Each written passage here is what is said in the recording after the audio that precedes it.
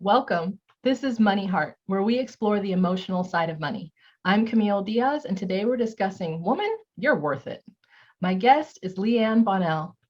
Ann is a certified health coach and life coach. She attained a Transformational Master Coach certification in 2001, and she's currently pursuing certification as a coach for the bank program. She started her business in 2001 as a health coach and quickly transitioned to helping work with those who wanted to exit chaos and frustration and enter into a life they deserve with her Grit and Grace program. Ann started her career as an engineer at General Motors, working on such iconic cars as the Chevrolet Corvette, the full-size pickup trucks, and the Cadillac. She holds a master's in quality engineering from Purdue University and an MBA from Indiana University. Ann has worked in manufacturing most of her career, including automotive, heavy industrial, and telecommunications. She's also worked in the financial industry. As a coach, Ann focuses on her one-to-one coaching and group programs, and she's inspired to help professionals and entrepreneurs who are ready to exit the chaos because they fail to believe they deserve to be the masters of their own lives. She and her husband, Eric, live in Glen Allen, Virginia, and she's an avid equestrian, loves to travel and learn about history. Ann, welcome to MoneyHeart. Thank you so much, Camille. I am so excited to be here.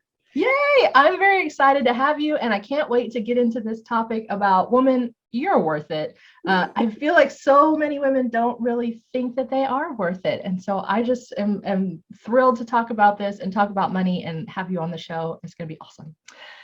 Excellent. You worked most of your career as an engineer at GM, building cars. Lots of other women engineers over there when you started? No. As a matter of fact, there were maybe 3 in the department that I worked at when I was at my last assignment, which was Flint Assembly. I think there were 3 of us, and one was the ergonomic engineer. And how many people total? Probably 20, 21. Okay. Yep. A little bit outnumbered. A little bit. Yeah. But you know what? That is fine, because what I knew going into engineering, I went into engineering with my eyes wide open, because I went to GMI, which is General Motors School, that they started in 1919 for their engineers and skilled tradespeople. It was a 9-to-1 ratio, 9 guys for 1 girl. So I went into this career with my eyes wide open. And some places, my last corporate job, I was the only female engineer. Wow. And I loved that. Perfect. So I'm curious, what was kind of the money attitude in your department and among the people you worked with, since it was so very heavily male dominated? What was just the general money attitude? Did people talk about salaries or raises or saving for retirement, any of that kind of stuff? Did anybody mention it? We did not, any place I worked, there was nobody talked about money. Nobody talked about salaries, raises, except maybe, I get a good one this year, or, this year they're being cheap, kind of that thing. There were some, especially at GM, because it's old guard, even at Timken to some extent, the conversation revolved around, make sure you get all you can out of your 401k, make sure that you invest wisely in your 401k, do some research, that type of thing. And what I found is the professional women, more so than the women who would not be classified as professional, they were more like the hourly workers. Mm-hmm. The professional women, because we had professional backgrounds, we had been to college, we had the finance classes, they tended more to be getting all that they could out of their 401k, having extra investments. But, there were like, what did I say, 2 or 3 of us at GM at Flint Assembly. And then I was the only one as an engineer. Now, there were other professionals around me, but in that very technical field, we didn't, Lord, one of the guys I worked with at the last corporate assignment I had more than one, actually, they let go how much they made in casual conversation. And I'm like, oh, okay. As I was sitting there making $30,000 more than them. Wow. Because of experience and education. So don't fall into the trap of women don't make as much as men, because sometimes we make a lot more. Yeah, I really love that. So did you negotiate that salary when you started, or was that based, do they have like a structured system where you have X amount of education, X amount of years, and you fall into the table type of thing? I think that's where they started. And I came in and I said, no, I want this much. And we negotiated from there. And so, when in my last corporate assignment, I looked at the big picture. I wasn't going to be driving, 2 hours a day. The stress level was lower, et cetera, et cetera, et cetera. So, money isn't everything for salary and, life. And I learned that a lot in my last corporate assignment. But yeah, I negotiated. I was talking to my husband about it the other day. He's 10 years older than I am. And we were talking about the salaries we started with when we came out of school. And I told him what I was making. I don't know. Is it appropriate to share? Sure. If you're comfortable with it. Sure. When I was first offered a job at GM, they offered me 37,500, I think, 37,500. I said, no, I want 45. Because what they were offering me was the same that they were offering the people who went to the state school, who were not as experienced, et cetera, et cetera. I said, no, I want 45. Yeah. And they came back and they said 40, and I said 45, and I got 45. Nice. So that was the first experience. And every job I've had, I have negotiated. And I have been told I had a friend who was a headhunter. And she told me flat out, so ladies, if you're listening, if you're thinking about changing jobs, always negotiate. Never, ever take what they give you, because she said, and, take this for what it's worth. She said that they would offer women low end because they knew that they would take it. Wow. Men always negotiate. So ladies, if you feel that you are worth $100,000 and they're offering you 85, go 110.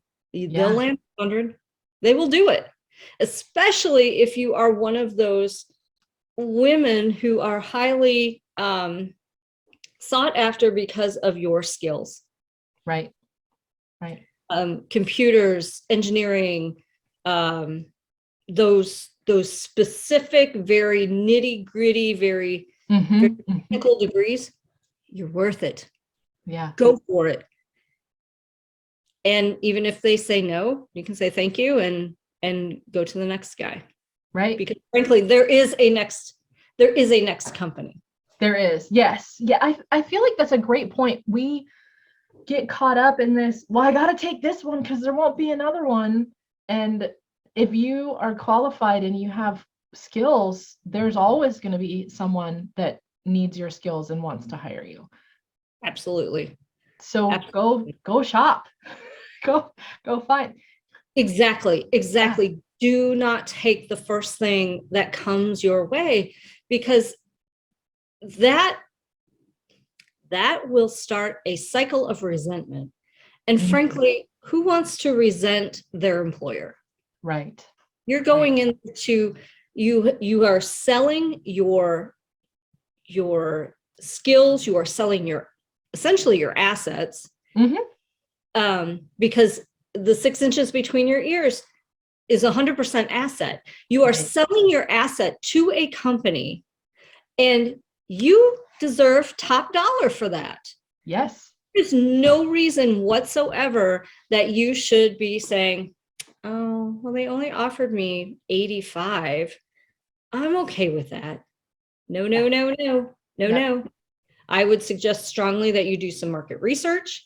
I would suggest strongly that, okay, so don't, go in there with something absurd like $2 million, but right? Because, oh man, I'm worth $2 million. No, sweetie. That's not what the market value is for that service right now. Yeah. Great. But yeah, definitely do your research, bring your receipts, always bring your receipts, because you might get a savvy person on the other end that says, well, this is what we offer. And then you say, well, bam, here is the research that I have done. Yeah. This is why I'm asking for that. It's so much easier for that recruiter, that HR person, whoever you are talking to go back and say, you know what? She did. Not only do we need to offer her this job and keep chasing her, we need to give her the money that she is asking for because she brought the receipts. Here's the facts and data. Yeah. And I think in our culture, a lot of people seem to think that facts and data is not necessary or worth it or whatever. But believe me, bring the receipts and you will get what you want. It's all about facts and data. Well, and the type of person that they probably want to hire is the person who's going to do really thorough research, come show up with a plan, have something on paper to back it up, know what they want. That's the ideal employee. You want that person on your team. You don't let them get away. Yeah. And, the interviewing process is so maddening anyway. Right. I think I have trained when I was in corporate and I had a team, I always, was like, go for the next thing. Don't you ever let loyalty to me hold you back. Yeah. To which one of the guys who worked for me, he always said, Leanne, you have so much integrity. We don't know what to do with you. But the interviewing process is so, it's like a roller coaster ride. You're white knuckling it through some of it. Sure. Because you want to like the people and you want them to like you. And right. And then there's really not a whole lot you can show them as far as what your skill set is until you get that negotiation point. And ladies, go high, because even if you have to come down a bit, still going to be happy. Yep. Yeah. It's so interesting because it's been a long time since I've had to negotiate a job. Haven't worked in corporate for a long time, but I remember negotiating. Well, I know. Woo! Yeah, so happy about that. So happy. But I still have had to negotiate other things. Had to negotiate contracts. Like had to negotiate speaking arrangements, types of things. I messed up on one where they offered me less, and I said yes. And I did exactly what you said. Is I was totally mad about it later. I'm like, why didn't you just ask that? And I mean, I could tell the person I was talking to books people all the time. She did a perfect job of negotiating. She set this really high anchor, and I was like, oh yeah, that's totally unreasonable. And then I just caved on the low thing that she said. And I was like, no, why did you do that? But I did actually end up going back and renegotiating after, and I got what I wanted. And I was so proud of myself and so happy. they ended up needing an extra person for something. And so could I just please stay a little longer? And I was like, yeah, I could do that. But I'm going to need more. And so I went back and got what I originally thought that I should get. And I promised myself, you will never mess that up again. You will always go for what you want. And I think back to my corporate days of negotiating a salary, and they offered me and I negotiated it and I got what I wanted. It's like we so often feel really scared, like, oh, they might say no. Well, okay, then they say no, and you choose if you're okay with that or not. But you might as well ask, because they might say yes. And they did. And I was making like 5,000 more than the other people in the same office with me, simply because I asked for it. Because I asked for it. And they needed a person, and they knew I was good. And I did turn out to be good. They were like, oh my gosh, she's better than the other people. Yeah, totally worth it. So so it was, just ask. I love that message. Just try. Don't give up before you even do anything. Like, go for it. Yeah. The thing that cracks me up is people think that they're not in sales. And I understand that, because I hate the used car salesman. I used to throw them out of my plant. I had my guy. My guy is Phil. Phil would bring me these salespeople, and I got to the point where I'd say, Phil, if they're used car salesmen, make sure that they understand I will throw them out of the plant. And I've done it more than once. Yes. And Phil brought me a guy. He started off good, and then he went used car, and Phil took him right out right away. But understand this. We are all in sales. And if you don't want to call it sales, call it influence. We are all in influence. And what we have, what we bring to the table, the 6 inches between our ears, our degrees, whatever you are trying to get yourself in the middle of or part of, you are in sales. And you, my friend, need to demand, that's probably a too strong a word, but you need to expect and negotiate, what are you worth? Right. And if you think you are worth $150,000, bring the receipts. Guess what you're going to end up getting? You will get the 150. Yep. You will. You really will. So yeah, I love that. Let's talk about that saving thing a little bit more. Okay. When you work in a corporate job, there's usually some sort of benefit package, some sort of, 401k, pension, whatever they have set up. There's something to encourage you to save. Did you save, and did you do extra? Like, what were your thoughts on that? I did. I grew up in the 80s. Mm-hmm. So I'm a little older. And I grew up in the 80s. Okay, good. I say that sometimes when people are like, oh, you're old. No, that's not old. That's not old. No, people grew up in like the 1800s. Those are old. Yes. Right. So when I was coming up, I paid attention to what was going on around me. My parents had this thing called a 401k. Mm-hmm. And I may not have understood, but I listened. And when I started my very first job at a car wash, mm-hmm. I remember my grandfather telling me that I needed to pay myself first, and I needed to put away at least 10% gross. I think that's right. Not take home. Is that right? Mm-hmm. Yeah. I always screw them up. It's okay. You needed to put 10% gross. So 10% before taxes. Right. So you had to look at actually what you made. And sometimes, I was making so little money at that point. I was like, you want me to put away $20? That's crazy. That's a lot of money. It's a lot of money. Only $150, Yep. But I did it. Yeah. And did it faithfully. Mm-hmm.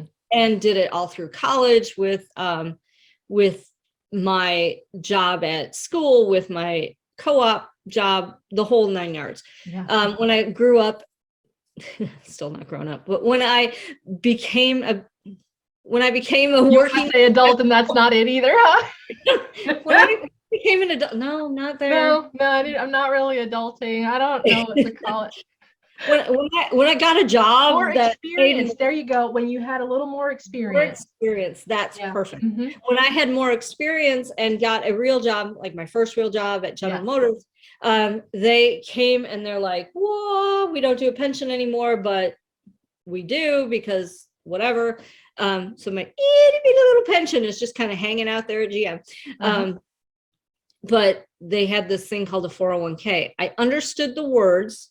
Mm-hmm. I kind of got how they put it together. And I knew that if I ran the math, it'd be fine.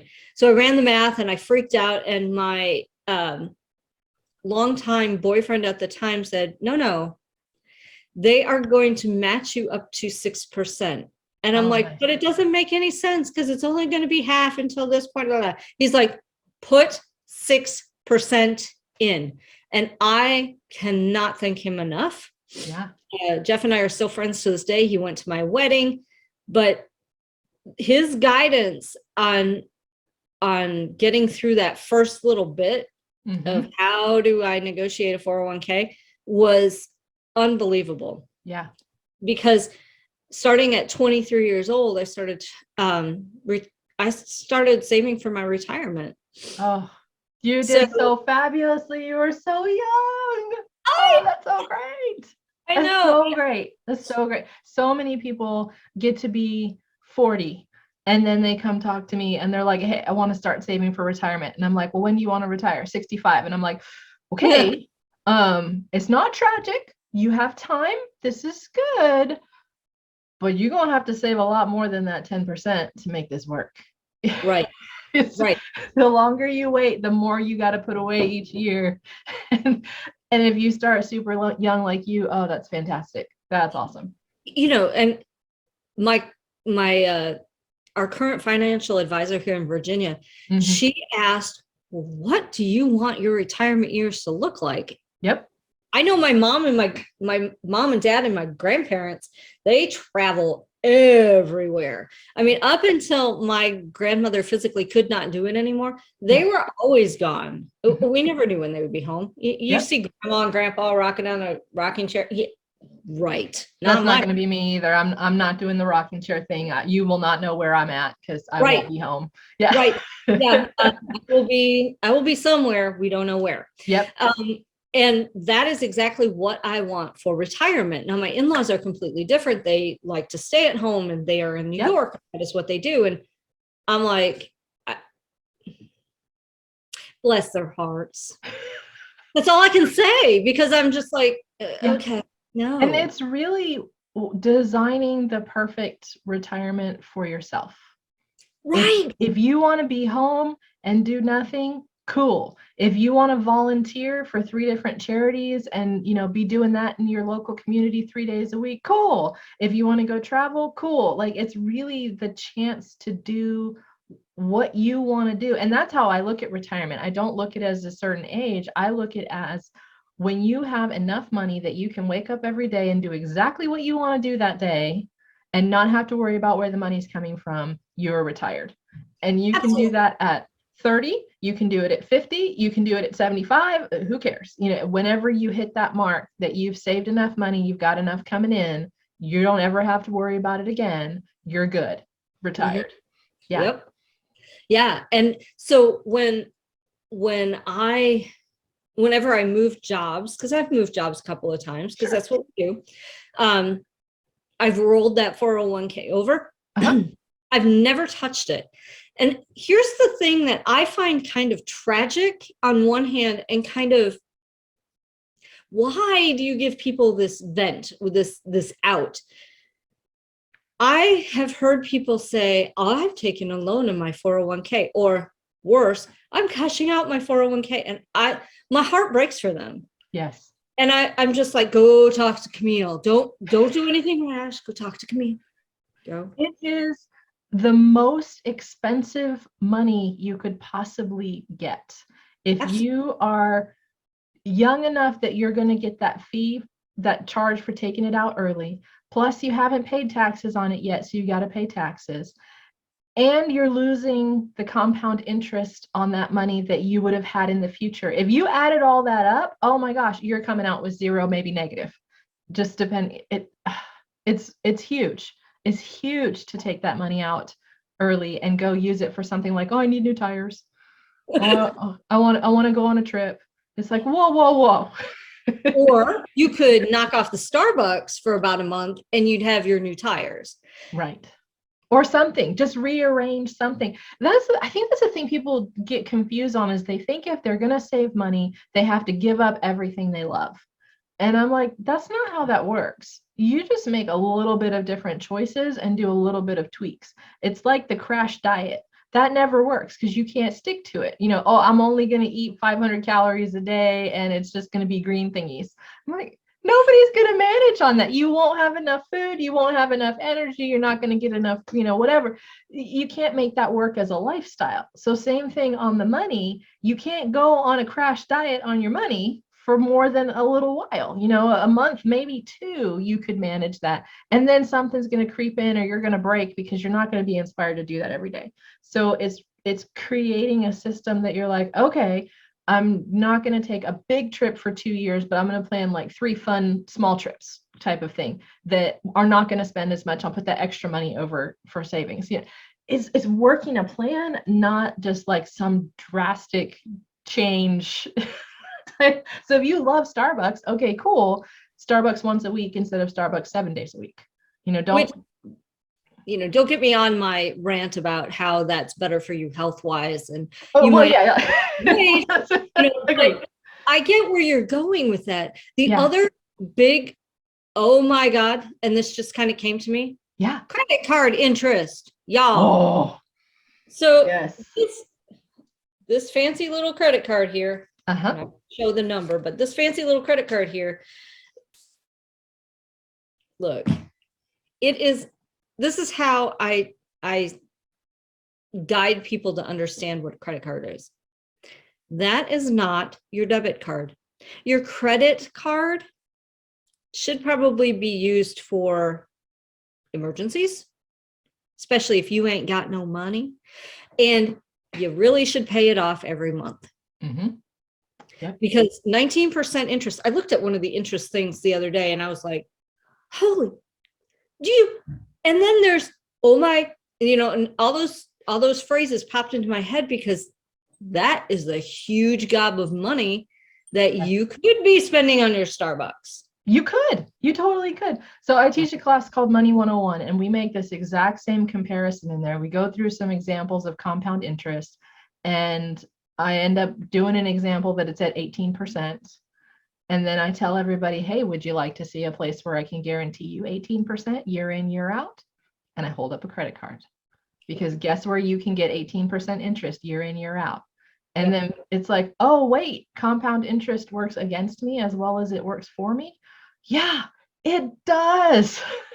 It does. And if your investments are earning it 7-8% year in, year out, long term, and your credit card is at 18, 19, 22% year in, year out, that math does not equal out. You are outspending your earnings forever. I use my credit card for almost everything because we got it because it has points that we can use for travel stuff. Right. And we pay it off at the end of the month and we just rack up the points and use them for things. Yep. We've been in debt a couple of times and it's just the worst idea. It's stressful.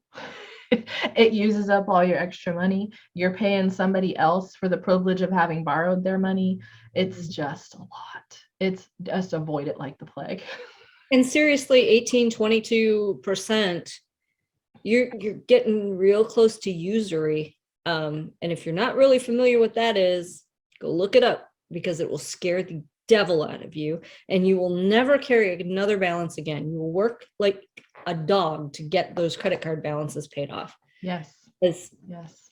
You honestly want to take that extra couple $100 a month and throw it into, I used to say a savings account, but that will yield you zero. But put it in an interest-bearing account. Yeah. Oh yeah. Just throw it in the bank, put it in an interest-bearing account. And right now interest rates are like at 0.5% in the banking world. or something. It's tiny. It's really low in a savings account right now, but there are so many options out there that you can put it into something and get interest depending on your situation. And what I always tell people is if you have a 401k and they match, max it out because they're giving you free money. So take the free money. Absolutely. After that, after you've hit the maximum amount for the free money, go set up a second thing or a third thing or something else on your own where you're still going to earn, but now you've got don't have all your eggs in one basket. So you have options in the future. And I tell them, I go one step further. I don't know, you're probably telling them that as a financial advisor, but I tell them, go find a financial advisor. No, seriously, because you can set up things like E-Trade and whatever, and you will backside if you do not know what you're doing. So that's why I say, go find Camille, have her guide you. And, like my husband and I are looking at long-term care insurance because of some family situations, some things that we know that are probably going to come up for us. And he's 10 years older than me. Yep. So by the law of averages, I will be a widow.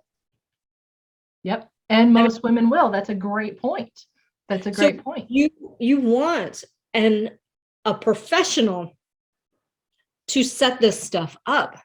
Yes. Now, in the case of my grandfather, the same one who told me to put away 10%, he set up stuff, but he researched the crap out of things. Right. To the point where once the inheritance and everything, my mother and her sisters went to the financial advisor and the guy asked who set all this up for him. And they're like, well, he did it. And the financial advisor said, I couldn't have done better. Yep. So understand the risk that you are taking upon yourself if you don't go and see Camille. Yeah. I look at it the same way as hiring a coach to coach you in your business or to coach you at the gym or to help you with your nutrition or whatever it is you have somebody do. Get somebody to coach you with your money. They can help you set it up. And after a couple of years, if you feel like you've got it figured out, you understand it, you like doing this kind of stuff, you've researched it, okay, take it over and run it yourself if that's what you want to do. But go learn the things first, and please learn them from a teacher who actually knows what they're talking about, because the Google is not an accurate source of information that can be fully trusted when you're thinking about your money. Like, that's a big deal.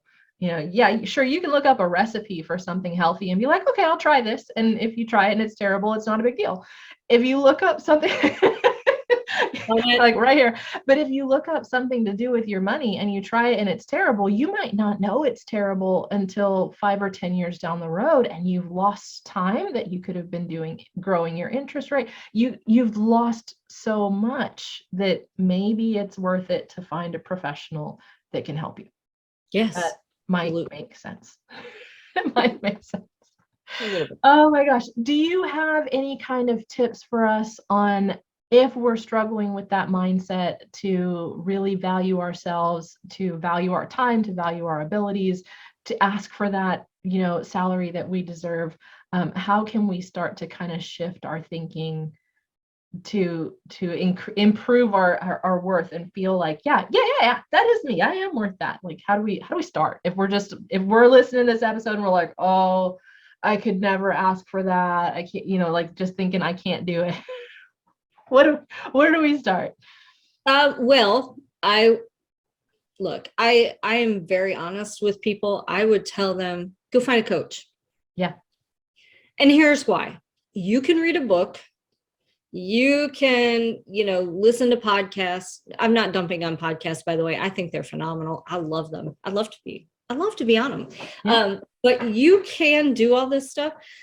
The magic really comes when you are working with a person. Mm-hmm. And as a coach, I become invested in you just like you invest in my services, because I want to see you succeed. I want to see you grow. And there is nothing more satisfying as a coach than to see that transformation and that flower bud open. Yes. There is nothing more positive. I just get so excited thinking about it, because there are so many women in particular who are going, in their mind, they're just like, well, they only got it because they were a man. They got it because they have family connections, whatever. Stop. Time out. Big old flag on the play. 15-yard penalty for thinking like that. Because what you need to do is you need to start embracing the fact that you are so precious. There is nothing else, no one else like you in this world. And with the right kind of help and the right magic between you and your coach, you will succeed. And I'm not, this isn't like long-term therapy. If there is an issue that requires a therapist, I would tell you to go see a therapist. Yes, I'm not a good coach will always tell you, I'm not a therapist and I think you need one, and you need to go talk to your therapist. And then if they say you can come back and work with me, we can work again. Yes, absolutely. 100%, because I am not qualified and I cannot give you that kind of support. Mm-hmm. But what the support I can give you is, all right, let's look at this. Let's stop using the words that are cutting you down and start writing declarations, not affirmations. Affirmations are kind of wishy-washy. Yeah, they are. Declarations. I am going to be the best coach ever. I am going to be the best engineer ever, or whatever the declaration is. Obviously, I'm pulling that out of my ear, but there are forces, and I know this gets just a little woo-woo, and I'm probably the least woo-woo you'll ever see, but there are forces working to conspire for you in the universe just as much as they're conspiring against you. And if you meet them and you say, no, we're going ahead and I'm going to be the best, this is my declaration, you blow through those things that were working against you, and you get the forward momentum. And I never really believed that until I moved into the coaching space. Mm-hmm. I never really observed it. Yeah. Actively observed it. But now I actively observe it, and wow, when you turn off that itty bitty poopy committee, yep, your head, and you tell them, I'm sorry, you're fired, go away, and you move forward, oh my gosh, it's so exciting to watch as a coach. Yeah, I love that. We just throw them out of the building the way you used to throw those salesy guys out of the building. You've that negative talker in the back of your mind, just toss them out. Done. You're fired. Get out. And itty bitty committee, man, it will say things that you sell this, this is the worst neighborhood that you can ever go into. Oh yeah, your brain. Oh yeah. Because you will say things to yourself that you would not dare say to anybody else. Mm-hmm. And that, wow. Yeah. Just wow. Yeah. Always talk to yourself like they're about a 6-year-old child, and then you'll be good on all the things you say. With kindness. Yes. Kindness. Yes. Some biting sarcasm works sometimes, but that's always fun. Definitely with kindness. Yeah. What are you most excited about right now? Oh my gosh, the things I am excited about. I took a leap of faith and went diversified my coaching business. Isn't that fun? I got to use one of your words. Oh yeah. I diversified my coaching business in December and decided to bring on a group coaching program.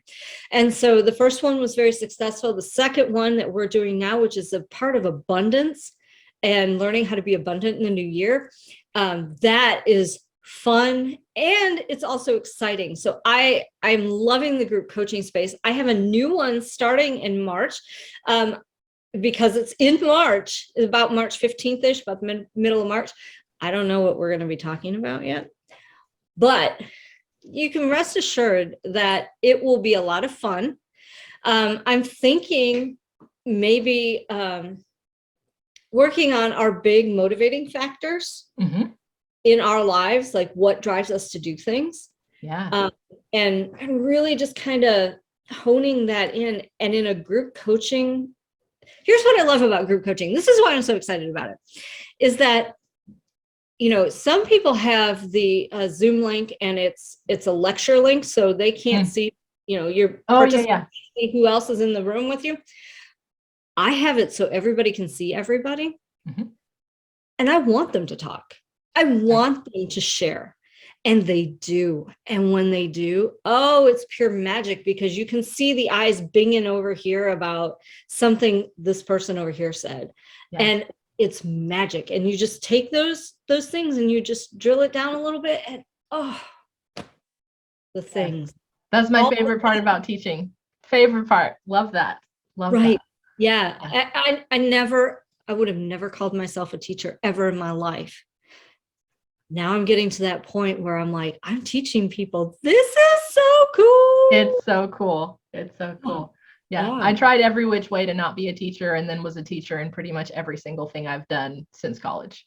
Just, you know, because you can't run from the thing you're supposed to be. Right. And I'm gaining on you for that. I think, because I have tried every which way. I'm like, I am not a teacher. I am. But so we're going to be looking at, or because it's coming up to swimsuit season, we may take something that is part of health and fitness. Cool. I haven't decided yet, but that's okay. I love anytime somebody hears this episode, they can look you up and see what the next group is going to be and jump in on it. So absolutely. Cool. Very cool. Thank you. This has been amazing. I'm so glad we got to chat today. Oh, I'm so glad we did too. This is so much fun. Yes, really, really fun. If you want to get in touch with Leanne, you can email her at leanne@leannebonnell.com. I'm going to spell her name for you because there's lots of options on how it goes. So it's LeeAnnBonnell.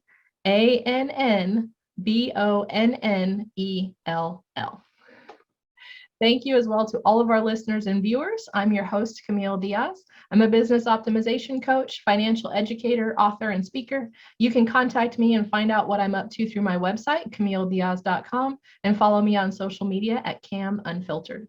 Be sure to follow MoneyHeart at MoneyHeart Show, and our website is MoneyHeartShow.com. Leanne, would you like to share today's money mantra? Okay, yeah, absolutely. I apologize. I've been drinking tea throughout the entire thing because I've got this tickle. Money is energy. It cannot be created or destroyed, but you can increase it. Yes. Thank you so much. Thank you.